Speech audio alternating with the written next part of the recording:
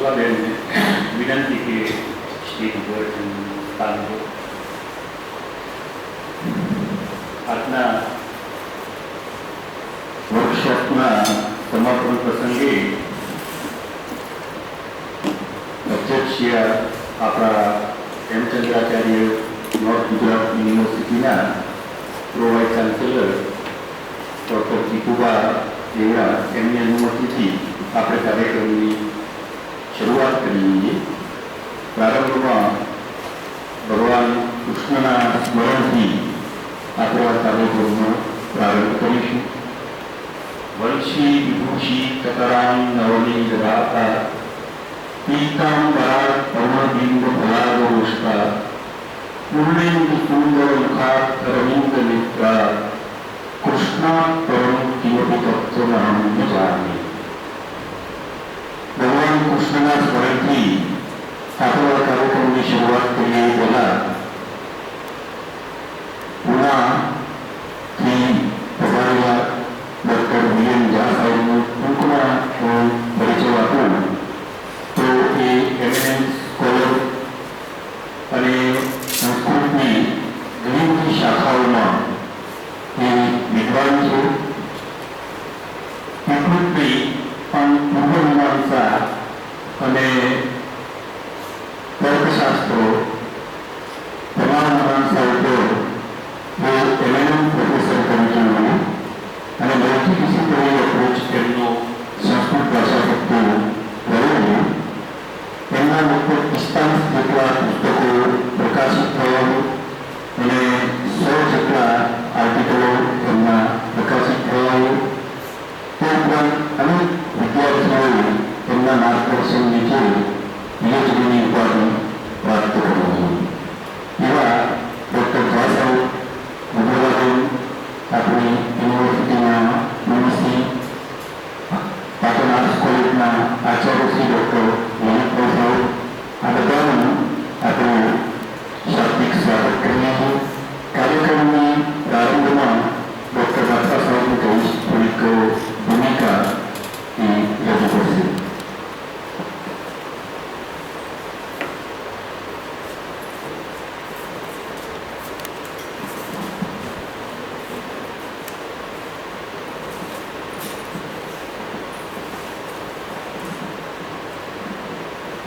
નમસ્કાર.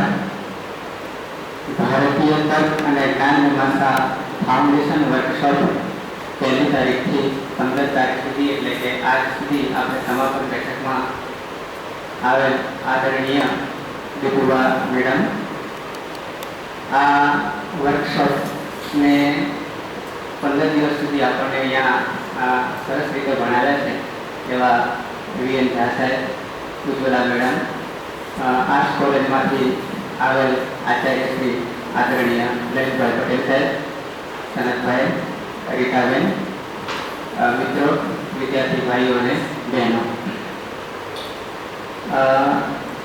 1 તારીખે આપણે આ કોર્સ વર્કની શરૂઆત કરી હતી. શરૂઆતના દિવસે આપણી પાસે સંખ્યા 60 જેટલી હતી અને એમ કરતાં કાલેની પરીક્ષા આપી છે એ પરીક્ષામાં 41 વિદ્યાર્થીઓએ પરીક્ષા આપી છે. પણ આજે થોડો ઘટાડો દેખાય છે. પરીક્ષા આપીને કદાચ થાક્યા હશે એવું હું માનું છું. બીજું, આપણને 15 દિવસ દરમિયાન હું પણ એક વિદ્યાર્થી હતો અને આજીવન બધાએ આપણે વિદ્યાર્થી રહેવાનું છે.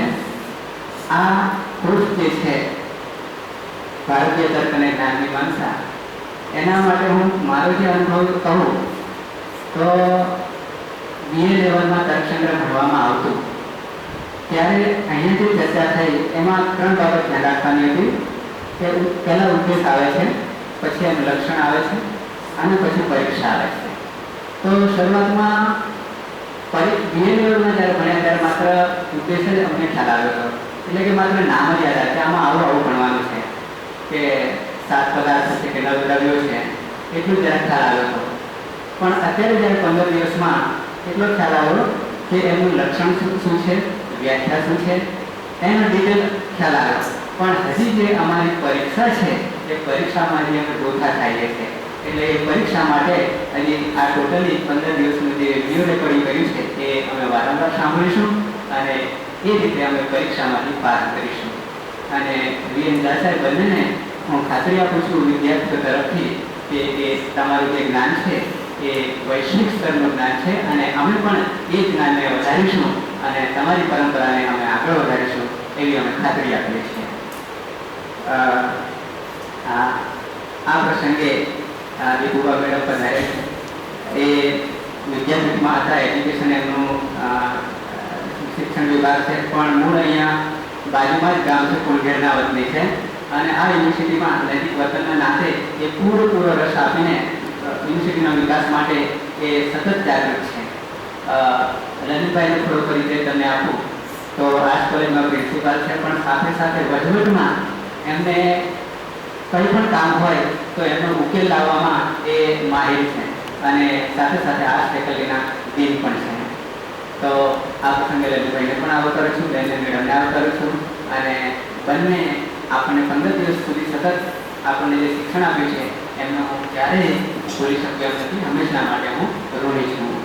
તો ફરીથી પાછો હું દોહરાવું છું કે આ જ્ઞાનને અમે અહીંયાથી શરૂઆત કરીએ છીએ. એટલે કે જે મંગલ શ્લોક છે એ મંગલ શ્લોકથી શરૂઆત કરી હતી અને મંગલ શ્લોકથી અંત કર્યો હતો અને એ રીતે ફરી પાછળ શરૂઆત કરી દીધો છે અને એ રીતે પરંપરા સાચવી રાખીશું. અસ્તુ, ધન્યવાદ.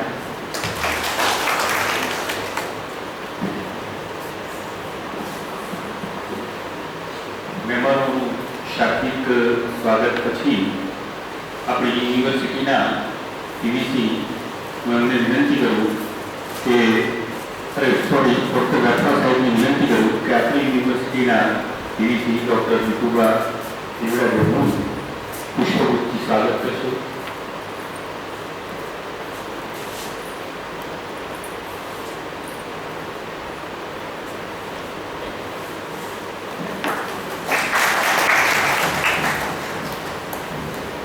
આભાર.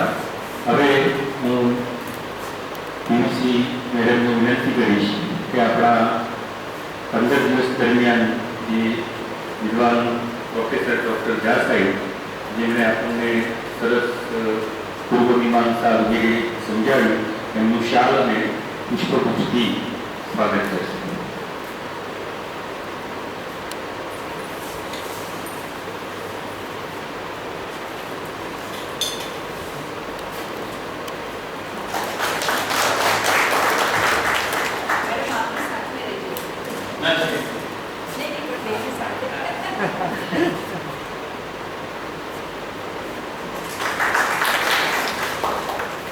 આર્ટ્સ કોલેજના સંસ્કૃત વિભાગના પ્રાધ્યાપિકા ડૉક્ટર રીટાબેનને વિનંતી કરું કે પુષ્પગુચ્છ અને શાલથી ડૉક્ટર ઉજ્જવલા મેડમનું સ્વાગત કરશે.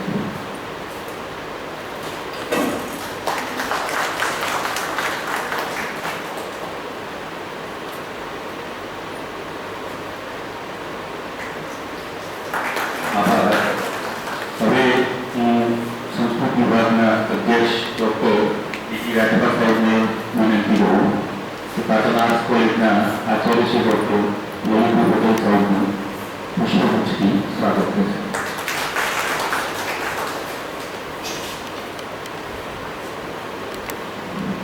પુષ્પગુચ્છથી સ્વાગત બાદ હું પરમ આદરણીય ડૉક્ટર ઝા સાહેબને વિનંતી કરું કે આ પ્રસંગને અનુરૂપ બે શબ્દો આપણને કહેશે.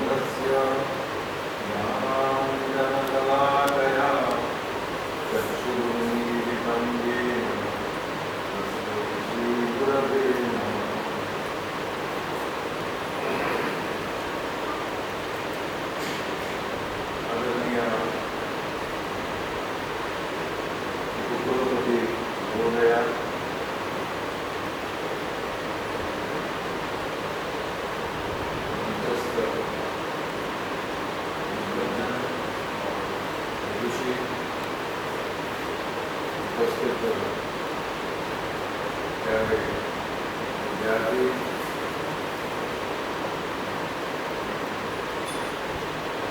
मैं तो सबसे पहले इस विश्वविद्यालय का आभार प्रकट करना चाहता हूँ, मेरी ओर से और मेरी पत्नी की ओर से, कि आप लोगों ने मुझे यहाँ, लोगों ने भारत के बारे में जो कुछ समझा है उसका थोड़ा सा हिस्सा, उस ज्ञान का थोड़ा सा हिस्सा बांटने का एक मौका आपको दिया, इसलिए मैं विश्वविद्यालय को यदि आभार, इस संस्कृत विभाग को मैं धन्यवाद देना चाहता हूँ, विशेषकर छात्रा जी को, जिन्होंने मेरे सुझाव को कार्यान्वित किया। मेरा ये अपना मानना है कि ये जो हमारी परंपरा है, ये बहुत ही समृद्ध परंपरा है, बौद्धिक दृष्टि से, दार्शनिक दृष्टि से और आध्यात्मिक।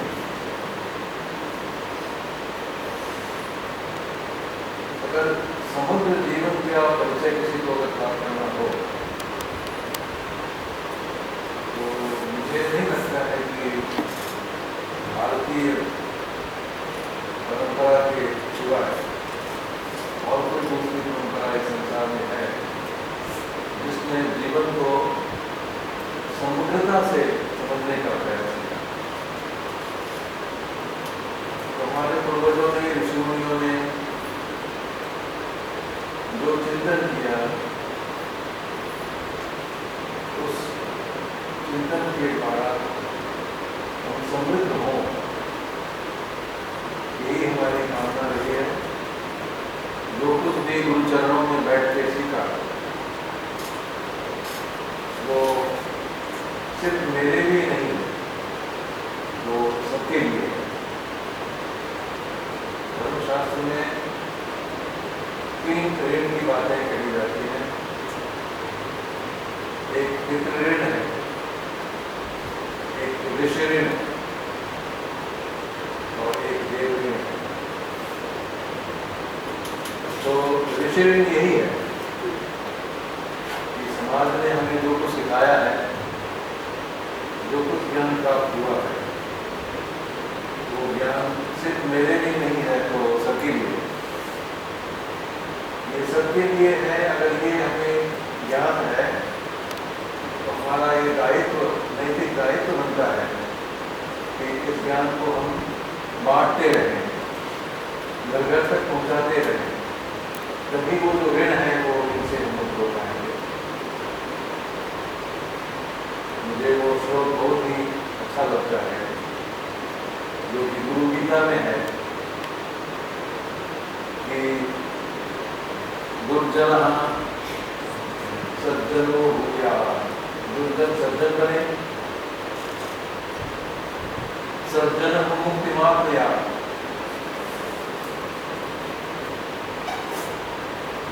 और जो मुक्त होता है, मुक्तः उच्चेत बंधे क्या, उनके जो मन है वो सकुचित है, वो सर्वव्यापी हो जाए। और बस इतना ही न समाप्त, यही समाप्त हो जाए। वो अपने मुक्त हो गए तो उनको एक दायित्व होता है उनके पर कि दूसरों को भी मुक्त करें। मुक्ता अन्यान विमोचये। तो मुझे लगता है कि हमें जो कुछ मिला है उसको हमें बांटना चाहिए। ये हमारी संस्कृति है और इसी में हम लोग जन्मे हैं, बड़े हुए हैं। मैं पश्चिम बंगाल का रहने वाला हूँ, वहाँ जन्म हुआ तो चैतन्य महाप्रभु वैष्णव संप्रदाय, हम वैष्णव संप्रदाय हैं, चैतन्य महाप्रभु संप्रदाय के हम लोग हैं। बचपन से हम लोग आश्रम में बड़े हुए, हमें वो मौका मिला आश्रम में बड़ा होने का। तो हमें कुछ श्लोक चैतन्य महाप्रभु के जो याद कराए जाते थे प्रातः काल। एक श्लोक में आपको बताना चाहता हूँ, उससे पता चलेगा कि मेरे मन में क्या है। और ये जो श्लोक है उसका अर्थ अगर आप अपने जीवन में कोई भी उतारता है तो जीवन धन्य हो जाता है। तृणादपि सुनीचेन, अपने को घास है ना, घास तृण, उससे भी नीचा समझो। हमारे यहाँ कुछ थोड़ी सी संपत्ति आ जाती है, थोड़ा सा ज्ञान आ जाता है, थोड़ी सी कोई पद मिल जाता है, तो अपने को न जाने क्या समझने लगते हैं। लेकिन हमारी संस्कृति कहती है कि इस तरह का बनाओ, प्रणादपि सुनीचेन, और हाथ से नीचा क्या हो, ऐसा हमेशा हो। करोड़िव सहिष्णुना, एक वृक्ष है ना, इस तरह सहिष्णु बनो। ये सब धूप, पानी, ठंडी, सब कुछ सहन करता है ये वृक्ष। तो करोड़िव, तरु की तरह, वृक्ष की तरह सहिष्णु बनो। और अमान्यो मान नहीं, जिसे समाज में सम्मान नहीं मिलता है उसको सम्मान देते रहो। लेकिन ये सारी जो चीजें तुम्हारे व्यवहार में प्रतिफलित होंगी कब? एक चीज कभी मत भूलना, कीर्तनीय सदा हरि। ये सब तुम नहीं करते हो, क्योंकि अगर सोचने लग जाओ कि मैं कर रहा हूं फिर अहंकार बढ़ेगा, और अहंकार जब बढ़ जाता है तो हम कुछ नहीं कर पाते। अपने दुखी होते हैं, सारे समाज को दुखी होता है। तो कीर्तनीय सदा हरि, हमेशा भगवान का स्मरण करो, भगवान का स्मरण करो, और ये सारे अच्छी चीजें करते रहो। अपने को छोटा समझो, सबकी सेवा करते रहो।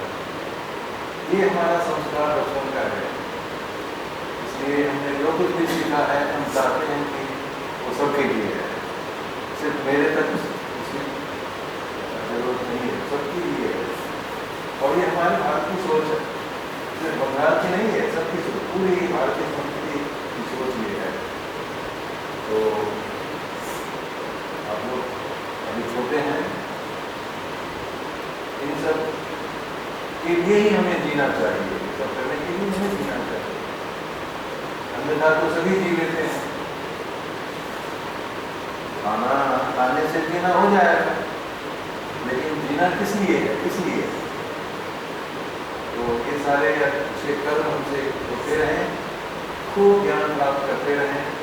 आप लोगों को भी बधाई देना चाहता हूँ कि आप लोगों ने इस कार्यक्रम में हिस्सा लिया, लेकिन हृदय से हिस्सा नहीं लिया।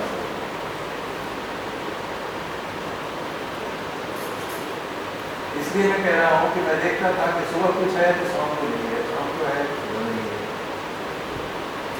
इसलिए मैं कह रहा हूँ कि हृदय से आप इसमें हिस्सा नहीं, और इसलिए हृदय से हिस्सा नहीं लेने के कारण आपको जो ज्ञान प्राप्त करना था वो प्राप्त नहीं कर पाया। कुछ भी नहीं, कोई बात नहीं, इतना तो समझ में जरूर आ गया होगा कि ये सब चीजें सीखने लायक हैं। तो ये सारा आपके विभाग ने रिकॉर्ड करके रखा है, इसको देखते रहें, ज्ञान बढ़ाते रहें। कोई शंका हो तो हमेशा हमें याद करते रहें, पूछते रहें, हम हमेशा उपलब्ध होंगे आपको, आपकी सहायता करने के लिए। मैं कल कुछ कह रहा था, उसको थोड़ा सा एक दो बातें और बताना चाहता हूँ कि ये ज्ञान सिर्फ संस्कृत वालों के लिए नहीं, जितनी फैकल्टीज आपके विश्वविद्यालय में है ये ज्ञान सबके लिए, क्योंकि ये तर्कशास्त्र है,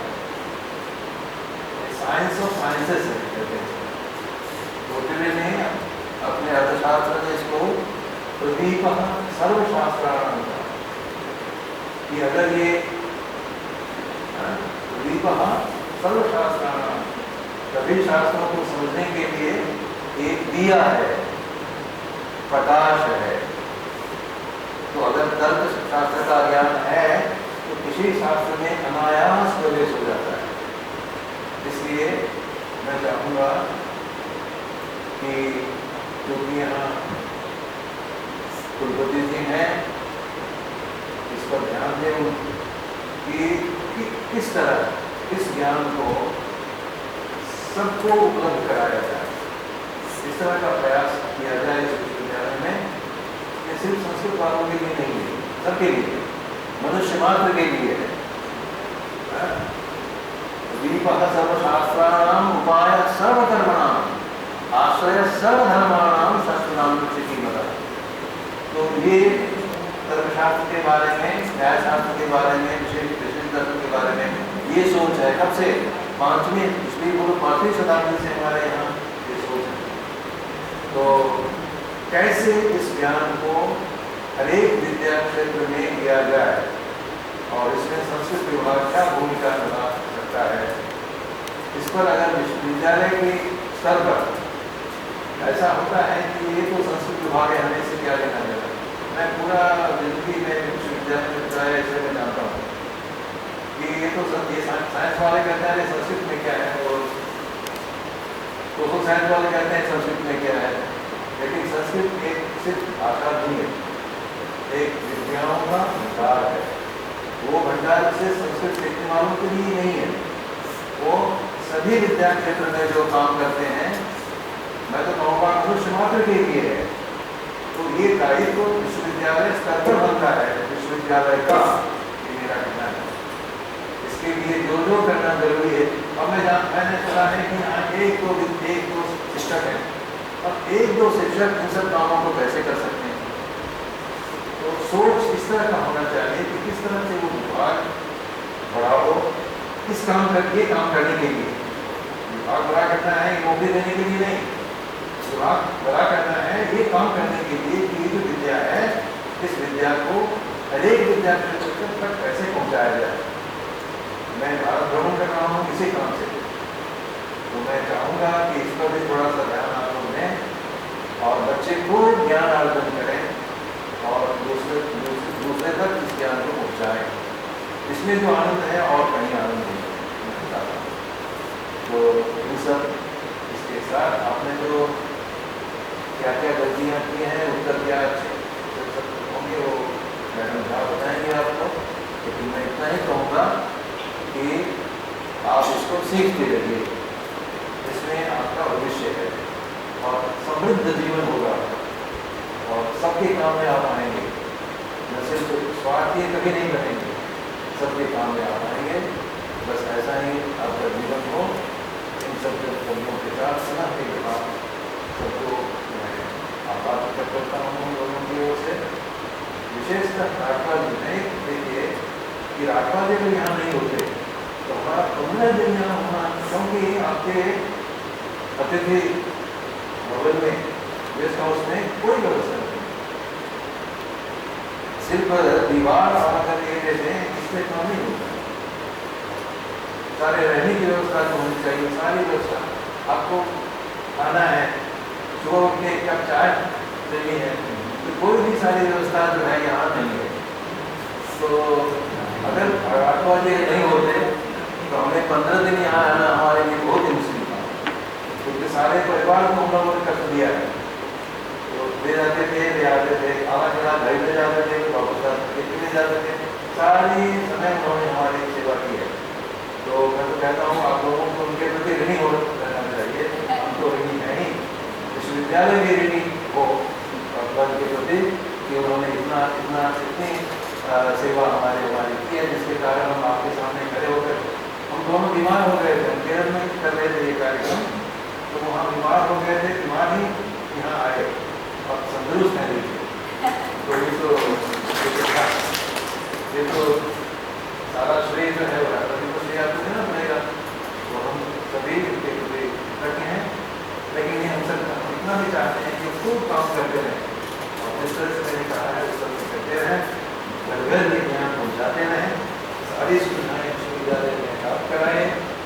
और ये नहीं कहते कि एक भाषा है, एक भाषा का विभाग है।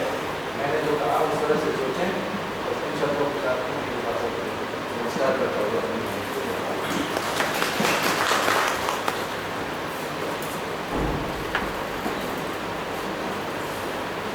આદરણીય જજ સાહેબનો ખૂબ ખૂબ આભાર. આપણા 15 દિવસના વર્કશોપ દરમિયાન સાહેબને શું અનુભવ રહ્યો એ તો એમણે કહ્યું જ. વિદ્યાર્થીઓમાંથી પણ વિદ્યાર્થીઓને વિનંતી કરીશ કે એ એમનો અનુભવ અહીંયા ટૂંકમાં પ્રગટ કરશે.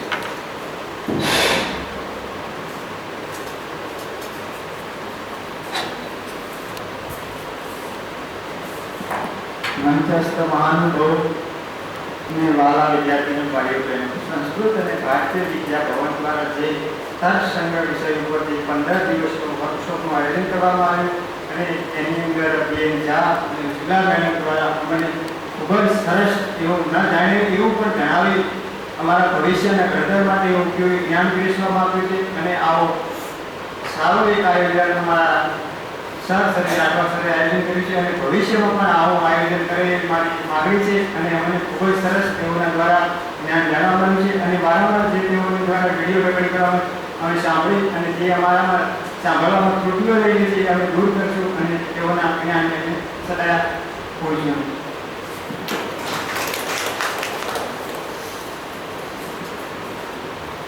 આભાર. આપણી યુનિવર્સિટીના ઉપકુલપતિ મહોદયા વિનંતી કરીશ.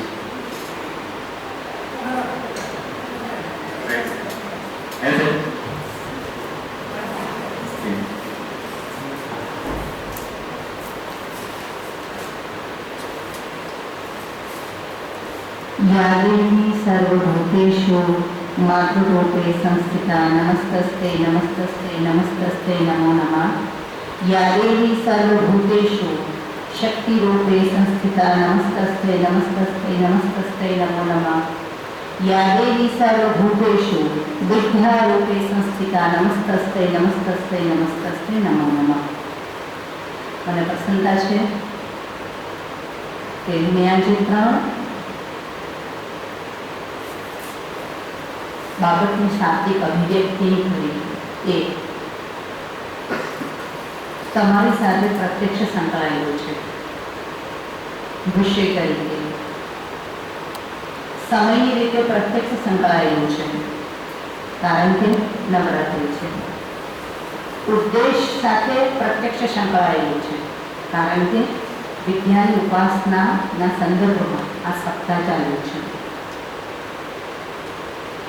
અને એમાં પણ વ્યાખ્યાનો તો ઘણા થાય. ઉદ્ઘાટન સમારંભ અને સમાપન સમારંભ હેમચંદ્રાચાર્ય ઉત્તર ગુજરાત યુનિવર્સિટી જ્યારે 5 જિલ્લામાં પથરાયેલી હોય, 350થી વધારે એની એફિલેટેડ કોલેજો હોય, કેમ્પસ ઉપર લગભગ 40 જુદા જુદા પ્રકારના કોર્સીસ ચાલતા હોય ત્યારે ઘણા બધા કાર્યક્રમોમાં હાજર થઈએ. પરંતુ મને લાગે છે કે આ 3 શ્લોકો અને એના સંયોગથી આજે આ સમાપન સમારોહમાં ઉપસ્થિત રહેવાનું મને જે સૌભાગ્ય પ્રાપ્ત થયું છે એને હું હર્ષની લાગણીથી અને વિશેષ રૂપે ભાવાત્મક રીતે મારી અંદર અનુભવી રહી છું. અને એ માટેના સ્ત્રોત એવા આપણા વિશ્વવિદ્યાલય અનુદાન આયોગ એની આ સુંદર યોજનાઓ, હેમચંદ્રાચાર્ય ઉત્તર ગુજરાત યુનિવર્સિટીનું સંસ્કૃત ડિપાર્ટમેન્ટ એના અધ્યક્ષ એની સમગ્ર ટીમ અને જે વિદ્વતજન અહીંયા પધારી અને 15 દિવસ સુધી સાતત્યતાપૂર્વક એક જ ચોક્કસ વિષય ઉપર, અને વિષય પણ એવો કે માત્ર સંસ્કૃત સાહિત્ય કે સંસ્કૃતના જ વિદ્યાર્થીઓ માટે મર્યાદિત નહીં, પરંતુ આપણા ઉચ્ચ શિક્ષણના તમામ વિષયો, તમામ વિદ્યાર્થીઓ, અને હું તો એનાથી પણ આગળ વધીને કહું છું કે ગુજરાતના, દેશના અને વિશ્વના વિદ્વતજન માટે રાહબર બને એવા વિષય ઉપર ચર્ચા થઈ. કારણ કે ગઈકાલે આ સમાપન સમારંભનું જ્યારે મને આમંત્રણ મળ્યું ત્યારે એક જવાબદાર અધ્યક્ષ અને આ કાર્યક્રમના સમગ્ર સંમોહક તરીકે પ્રોફેસર રાઠવાજીએ મને કહ્યું કે મેડમ આ વિષય છે અને એમાં આવી કંઈક બાબતો વિશે ચર્ચા થઈ. મને લાગે છે प्रोफेसर झा साहेब आ जीवन वादमय है, ये जीवन का वादमय है और मुझे लगता है कि ये विषय जो है उसको मैं जीवन विद्या बोलती हूँ. इसलिए जहाँ जहाँ जीवन है, जहाँ जहाँ जीवन है, हेमचंद्राचार्य उत्तर गुजरात यूनिवर्सिटी के कैंपस के बाहर भी जहाँ जीवन है, गुजरात में, गुजरात के बाहर देश में और पूरे विश्व मंडल में जहां जहां जीवन है वहां ये जो शास्त्र है उसमें जो चित्र किया है वो सही स्वरूप से जीवन विद्या है. इसलिए यदि आपको अच्छी तरह से जीवन जीना है, यदि जीवन मिल गया है तो उसको सार्थक करना है, तो ये जीवन विद्या का महत्व, ये जीवन विद्या की समझ आप में होनी ही चाहिए, नहीं तो आप भटक जाएंगे, आप खुद भटक जाएंगे और आगे वाली पीढ़ियों को भी आप भटका देने के लिए निमित्त बन जाएंगे. आज की जो जो समस्याएं दिख रही है, चाहे सामाजिक हो, चाहे विद्यार्थी हो, चाहे युवाओं की हो, चाहे राजकीय हो, चाहे आर्थिक हो, कि चाहे पर्यावरणीय हो, क्यों है कि 15 दिन तक जो बातें हुई, ये जीवन विद्या, ये दार्शनिक बाबतें हमारे तक पहुंची नहीं है. क्यों नहीं पहुंची है? क्योंकि जब ये बनारस हिंदू यूनिवर्सिटी बनी, उसके अधिष्ठापक हमारे पंडित मदन मोहन मालविया जी ने उसका फाउंडेशन स्टोन रखा. वहां पढ़ना कहाँ क्या लिखा है, उन्होंने लिखा है कि ये देश में जितना भी महत्व तब प्राधान्य ऐसे दर्शन शास्त्र का ज्यादा था, उसके विद्वान हमारे देश में ज्यादा मिलते थे, क्योंकि ये भारतीय चिंतन है. लेकिन ये भारतीय चिंतन ये विश्व का चिंतन है. हमारा दर्शन शास्त्र है वो जीवन विद्या है, जीवन के साथ जुड़ा हुआ है, इसलिए उसको हमें सीमित नहीं करना है. पंडित मदन मोहन मालविया जी ने बोला था.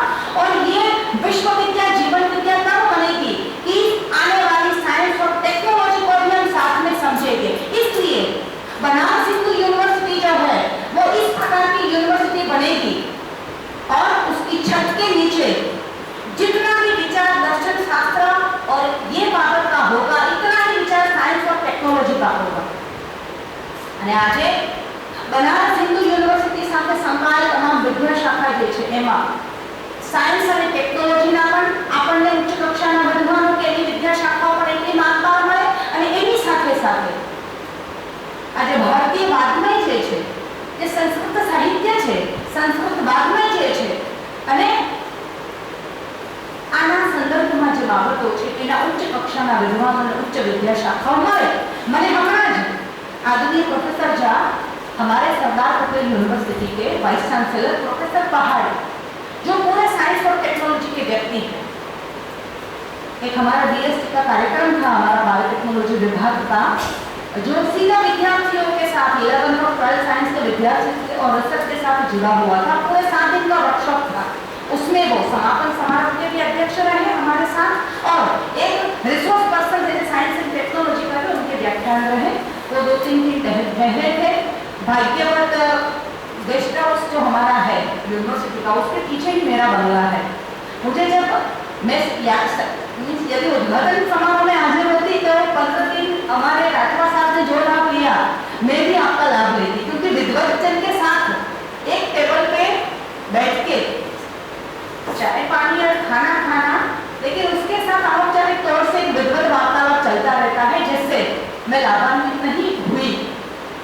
उसका मुझे अफसोस है. भविष्य में मुझे लगता है कि यात्रा भी हम संभवित करेंगे. लेकिन उन्होंने बोला कि मेरी सरदार पटेल यूनिवर्सिटी में है जो वाइस चांसलर, हम भी देखते हैं जितना तो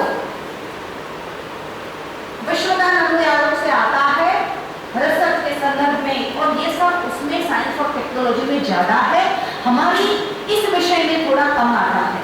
हमारे इंस्टीट्यूट काउंसिल के मेंबर और हमारे आचार्य डॉक्टर ललित भाई यहाँ बैठे हैं, ये भी संस्कृत वाले प्रोफेसर आठ भाई, सबको लगता होगा कि साइंस में काफी है। तो उन्होंने बोला कि एज ए वाइस चांसलर मैंने पूरी मेरी यूनिवर्सिटी का स्टडी किया और हमारे पास काफी कॉर्पोरेट फंड है सरकार यूनिवर्सिटी के पास, और ये जो फंड है उसका जो इंटरेस्ट मिलता है वो सही तरह से उपयोग करते हैं और उसमें सीधा मीन्स मेरा कुछ चलता है। मैंने मेरे एग्जीक्यूटिव काउंसिल को बोला है कि कुछ परसेंट जो फंड है वो आप मुझे दो, ऐसा रेजोल्यूशन करो, और साइंस और टेक्नोलॉजी के संदर्भ में जो सरदार पटेल यूनिवर्सिटी में काम होता है इस प्रकार भविष्य में ये जो, क्योंकि अभी विद्यार्थी भी जो छात्र तेजस्वी है, माफ करना आप सब तेजस्वी है, लेकिन आप देखा ना कि पूरे हाजिर नहीं है। विद्वत जन आदरणीय हमारे जो भी प्रोफेसर जाने भी बोला कि चमक तक एक हायर एजुकेशन के छात्रों पर जो चमक होनी चाहिए रिसेप्टिबिलिटी मीन्स ग्रहण करने की, वो भी कुछ उसमें भी कुछ चूके। क्यों? क्योंकि रुचि से ये विषय समझ पूर्वक के विषय की पसंद की और उसमें कैसे आगे बढ़ना है। हाँ, आज आपको स्पर्श हो गया 15 दिन में, अभी आपकी यात्रा भविष्य में कुछ ज्यादा प्रभावशाली बन सकती है, लेकिन कई तेजस्वी छात्र, उसके परिवार, सामाजिक माहौल भी ऐसा है, साइंस में जाओ अच्छा होगा, ये होगा, विकास होगा, जॉब मिलेगी, कंप्यूटर सीखो, ये सीखो, ये सीखो, लेकिन उसको पता नहीं है सबसे ज्यादा जो सुसाइड हुए वो सिलिकॉन वैली में हुए हैं। एक सॉफ्टवेयर इंजीनियर बिल्कुल यंग मेरे पास आया, उसने मुझे बोला कि मैं सॉफ्टवेयर इंजीनियर हूँ, अभी मैं एमए एजुकेशन वहाँ हैदराबाद में वो कर रहा है, ये हमारा एक अच्छा इंस्टीट्यूशन है, ये लोगों ने एमए एजुकेशन शुरू करवाया है और बाद में कॉल करती हूँ, लेकिन उसने बोला कि मैं सॉफ्टवेयर इंजीनियर की जॉब छोड़ के मैं एमए एजुकेशन में आया हूँ, एक इंस्टीट्यूशन है उन्होंने शुरू किया है। क्यों? मैंने क्यों आया हूँ? वो बोलता है कि देखो, उसने मुझे एक वीडियो दिखाया, प्रोफेसर झा और दंपति झा जैसे एक विद्वान प्रोफेसर वो वीडियो में उस सब्जेक्ट के बारे में अपनी विद्वतापूर्ण व्याख्यान रख रहे थे। उन्होंने बोला कि मैडम मुझे एक विद्वान प्रोफेसर और ऐसा प्रोफेसर कि देखो अभी ये जॉब वाला है ना 11 से 6 वाला, और उसके अलावा भी कई ऐसे विद्वत जन, जैसे ये मैं सोच रही थी आदरणीय प्रोफेसर जाने जब जिक्र किया तो मैंने तो राजभा जी को बोला ये 15 दिन की व्याख्यान की जो है वो आप मुझे वो भिजवा देना। हम और प्रोफेसर हमारे आदरणीय भाई श्री ललित पर वो चर्चा कर रहे थे कि सुबह में जैसे उनकी सर उनके कॉलेज में 5000 से ज़्यादा छात्र हैं, उन्होंने बोला कि मैडम जब ये सुबह में हम एक संगीत और इस प्रकार का रखते हैं, भले ये जो सीडी है उसमें से कुछ ऐसे व्याख्यान है वो हम तो रख देंगे, चाहे हजारों छात्रों में से कोई एक भी जो उसको ग्रहण कर ले और उसकी यात्रा आगे बढ़ाए तो भी हम उसको फलस्वरूप मानेंगे। आप जो बोल रहे थे तब हम दोनों ये बात कर रहे थे, संजोगवशात 2 दिन पहले ही हमारे माननीय मुख्यमंत्री श्री को बेसिकली सीएम है लेकिन उसका मूड हमेशा टीचर का बना रहा, उन्होंने તમે છાપામાં વાંચો છો ટીવીમાં પણ જોયો એ લોકો 16 જુદા જુદા વિષયની ચેનલો જે છે એ શરૂ થઈ રહી છે અને એમાં સ્પેસિફિકલી એજ્યુકેશનની ચેનલ છે। ભવિષ્યમાં આ 3 મહિનાનું જે વિશ્વદાન અમૂલ્યાવતી और प्रोफेसर जाओ ऐसे विद्वानों का इस प्रकार का जो हमारे पास सॉफ्टवेयर है वो हम वहाँ भी भेज सकते हैं और उनको बोल सकते हैं कि हमारे पास रूसा का 35 करोड़ का ग्रांट आने वाला है, कहाँ भी हम देखो विचार है वो विचार अपौरुषेय है, एक बार वो आगे बढ़ जाए चाहे कभी भी उसको आगे बढ़ाने वाला कोई मिल जाए और वो किस प्रकार का स्वरूप धारण कर ले उसकी जानकारी कभी किसी को नहीं होती। इसलिए साइंस और टेक्नोलॉजी के साथ साथ अभी बहुत लोगों को और विद्वानों को ये समझ में आया है कि प्रोफेसर बगेलिया आईआईटी कानपुर के प्रोफेसर हम मिले थे, उन्होंने बोला कि इस आईआईटी मैं तो आईआईटी का प्रोफेसर वो भी इलेक्ट्रॉनिक कम्युनिकेशन का, जब टॉप पे वो ब्रांच चल रही थी मैंने देखा, मैंने जो विद्यार्थी को बनाया वो विद्यार्थी gold medal through out campus interview में फर्स्ट, क्या कंपनी जो मुहमांगा पे भौतिक सुविधा, बंगला, गाड़ी, ये वो और अच्छी नौकरी, अच्छी पे तो अच्छी बीवी, कन्या सारी મળે ये પણ એની હોશિયાર निर्बलजन। और 2-3 साल के बाद 5 साल के बाद ये विद्यार्थी मुझे मिला। संवेदनशील अध्यापकों હોય ને બધા ભણી જાય તો પણ સમજ રાખે પાછા, ભૂલી ना जाए। उसका मुंह लटका हुआ, जो तेज उसका गोल्ड मेडल जब प्रदान किया और कैंपस इंटरव्यू उसने फेस किया, वो देखा तो वो देखने नहीं मिला। प्रोफेसर बगलिया ने सोचा यहाँ गलती हो गई, उसको हमने क्यों, क्या ऐसा चूक हो गई एज ए टीचर कि हमने उसको क्या नहीं दिया कि इतना सब कुछ उसको मिला। जो जो मिले तो इस लोग मानते हैं, परिवार मानता है, समाज मानता है, वो બધું આ તો સરસ ભણેલો હો 2 લાખનો 5 લાખનો પગાર મહિને, ગાડી, બંગલો, બધું એમ થઈને છતાંય મોલ અટકેલું અને કોઈ જીવનનો રસ નહીં, કશું જ નહીં। क्यों? क्योंकि जीवन के संघर्ष में, जीवन की वास्तविकता में वो टिक नहीं सका। क्यों? ये जीवन विद्या जो 15 दिन तक ये जो इस बात यहाँ चर्चा हुई, उसका नॉलेज उसको नहीं था। स्कूलों में रट्टा लगा के आगे किया, first number okay, SSC government number okay, बहुत होशियार, कॉलेज में सब किसी ने जीवन विद्या का जिक्र ही नहीं किया। पहले ये बात परिवार से शुरू होती थी। हमारे परिवारों में हमारे दादा दादी, नाना नानी, कुछ बुजुर्ग थे, हमारे परिवार के सदस्य थे, उसका पहला पाठ वहां से शुरू होता था जीवन विद्या का। वो भी लुप्त हो गया है। सिंगल परिवार, हम कहाँ, कुछ भी। आने वाले 10 साल में जो समस्याएं हमारे सामने आएगी ना, आप सोच भी नहीं सकते। आपके पास संस्कृत में एमए होगा, एमफिल होगा, पीएचडी होगा, गवर्नमेंट जॉब मिलेगी, आज के मुताबिक 1 लाख सवा लाख पे भी मिलेगा, लेकिन आपके जीवन में शांति, समझ कुछ नहीं होगा, संघर्ष, आनंद लुप्त हो जाएगा।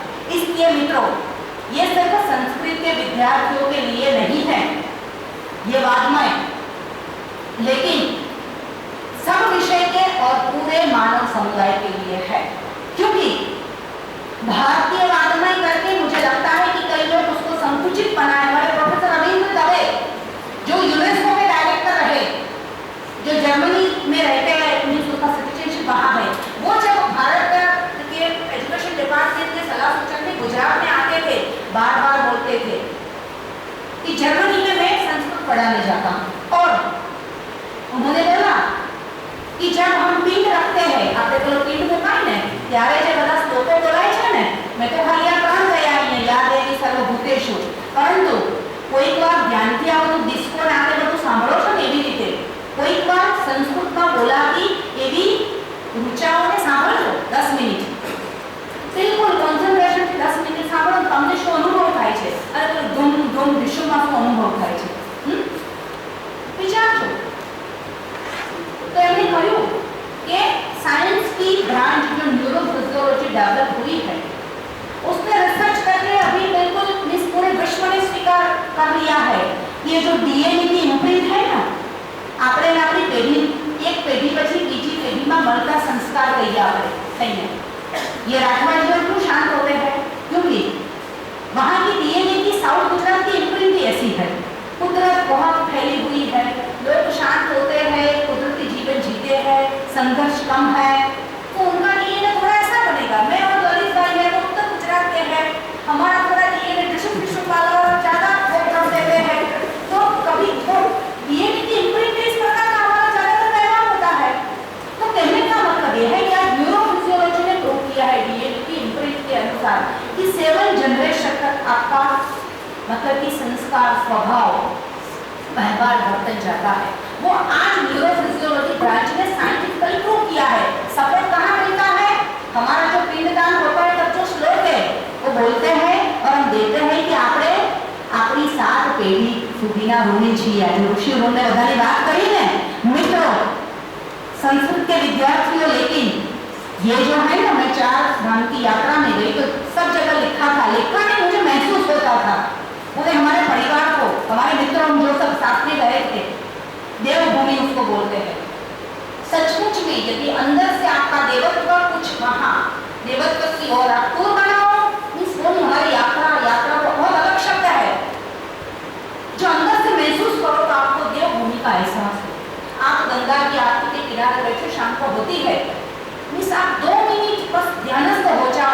लगेगा कि यहाँ स्वर्ग और कुछ देवात्मा आत्मा विहर करे, आप ही उसका अंश हो। इस प्रकार संस्कृत भी देवभाषा है। देवभाषा और मानवत्व जागृत करने वाली भाषा है। आज मैं प्रोफेसर झा और मिसेस झा, मैं एक अभी पेपर लिख रही हूँ, भारतीय संस्कृति में नारी अतीत से वर्तमान तक। जो मैं सब देख रही हूँ, पढ़ रही हूँ, मुझे लगता है क्या सोच और किस प्रकार की बातें हमारे भारतीय दर्शन शास्त्र में, भारतीय इतिहास में, इंडियन एजुकेशनोलॉजी में, भारतीय शिक्षा शास्त्र में सोची गई है। मित्रों, हमें तेजस्वी छात्र बनकर, और दूसरा આપણે સંસ્કૃત વિષય પસંદ કર્યો, જે રીતે કર્યો, આપણને એમ કે બાબુ નોકરી મળી જશે, બધા આપણને એમ બીજા વિષયમાં પ્રવેશ નતો મળતો, એટલે આમાં મળી ગયો, આપણે કરીએ છીએ। પરંતુ આગળના સમયમાં જે વિષય તમે પ્રાપ્ત કર્યો એમાં તમારી રસ રુચિથી તમે તમારું અધ્યયન જે છે ચાલુ રાખશો, તો ભવિષ્ય જે છે તમારું કંઈ તમે જુદું બનાવી શકશો। અને સંસ્કૃત જે છે એ માત્ર ભારતીય ભાષા નથી, પરંતુ એનું સત્વ જે છે એને વિશ્વ ભાષા બનાવી શકાય છે। તકલીફ માત્ર એ છે કે સંસ્કૃતના તેજસ્વી વિદ્વાનો અને એની સાથે સાથે સંસ્કૃતના તેજસ્વી શિક્ષકોનું આવશ્યક છે। મારે પીએચડીનું વિદ્યાર્થી એનું રિસર્ચ શાના પર હતું, એ સંસ્કૃત ભાષામાં જ વાત કરી શકે। એનું રિસર્ચ મોગનસ જે છે કાકરનું એમાં હતું કે એને શું કર્યું, એને મને કહ્યું કે પ્રાથમિકમાં જે સંસ્કૃત વિષય જે છે એમાં ભાષણ આવે છે, ભાષણ। હું માત્ર સ્ટાન્ડર્ડ 6 ની વાત કરું છું, 5મા 6થા ધોરણથી સંસ્કૃત દાખલ કરું છે ને, 6થા 7મામાં ભાષણ આવે।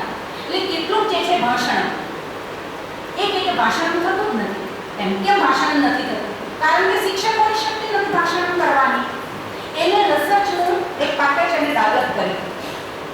7 દિવસ, માત્ર 7 દિવસમાં 1 કલાક એ પેકેજ જો ક્લાસરૂમ ટીચિંગના સંદર્ભમાં થાય તો એક જ સપ્તાહ પછી વિધિન અ વીક જે બાળક જે છે એ થોડું થોડું સંસ્કૃતમાં ભાષણ કરવા માટે તૈયાર થઈ જાય, એની શક્તિ આવી જાય।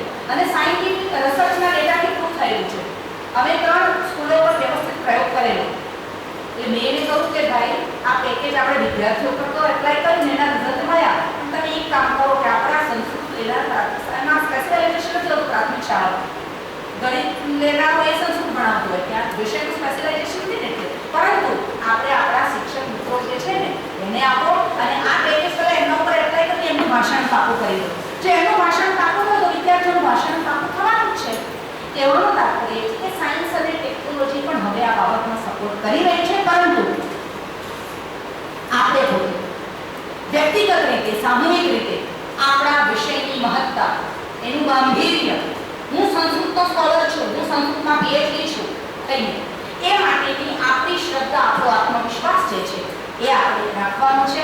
એવી અભ્યર્થની અભ્યર્થના સાથે હું તો સંસ્કૃતિ વિદ્વાન નથી, પરંતુ એક સારી શિક્ષક છું, અને સારા શિક્ષકની સાથે સાથે મને જે સારો વિચાર પ્રાપ્ત થાય એ જે પણ પ્લેટફોર્મ પરથી મૂકવાની મને તક મળે, હું સતત હવે પછી કેટલા કામો એવા જ કરવાની છું કે જે સારા વિચારને આગળ લઈ જાય। અનેક કામો શિક્ષકના છે, એની સાથે સાથે સંસ્કૃત જે ભાષા જે છે અને સંસ્કૃતનું આપણું જે વાગ્મય છે, જે ભારતીય વાગ્મય નહીં, માનવ જીવનનું વાગ્મય છે, એને કેવી રીતે આગળ વધવાનું એના માટેના પ્રયત્નમાં હું હંમેશા હોઉં છું। માટે ભવિષ્યમાં પણ કોઈક વાર આપણે ક્યાંક આવા પ્લેટફોર્મ સાથે કામ કરવા માટે ભેગા થઈશું, અને આપ વિદ્યાર્થી તરીકે ગૌરવ સાથે આ ભાષા જે છે એને લઈ અને આગળ વધો। 15 દિવસમાં આપણે જે પ્રાપ્ત કર્યું છે એને